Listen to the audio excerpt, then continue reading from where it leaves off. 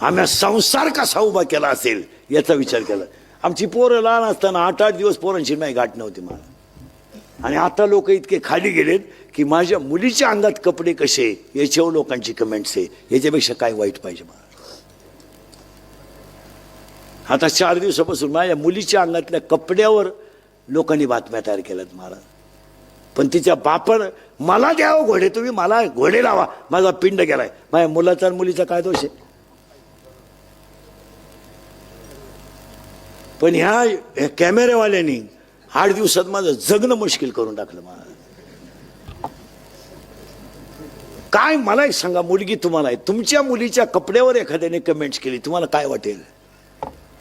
आणि मुलीच्या साखरपुड्यात कपडे मुलीकडचे लोक घेतात, नवरदेवाकडचे घेतात का मुलीकडचे घेतात. मग कपडे त्यांनी आणले असतील का म्या घेतले असतील. मग एवढी तरी क्लिप टाकणाऱ्याला लाज पाहिजे ना. माणूस नालायक असावं पण किती. आणि त्याच्यामुळे मी आता कटाळलो मारा. मी जवळजवळ आता 2-3 दिवसात टाकणार आहे क्लिप आणि थांबून घेणार आहे. आता बस झाली 31 वर्ष लोकांच्या शिव्या खाऊन आयुष्यात सगळं चांगलंच केलं.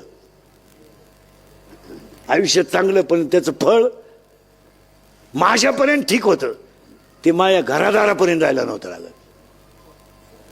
माझ्यापर्यंत ठीक. मी आजही समर्थ आहे ना उत्तर द्यायला. मला अजून 2 वर्ष आयुष्य आहे, मी अजून आहे ना. पण कुटुंबापर्यंत गेल्यावर त्याच्यात मजा नाही. आणि याची अक्कल इंद्रिकरलाच आली पाहिजे. त्याने कीर्तनं बंदच केली पाहिजे.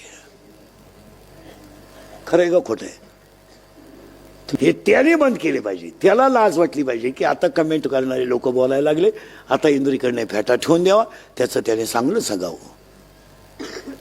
आम्ही 2-3 दिवसापासून विचार करतोय. 1-2-3 दिवसात घेणार निर्णय मी. तर ते मजा नाही राहिली त्याच्यात. आता तुम्ही दुसऱ्याला काहीच बोलत नाही ना मला.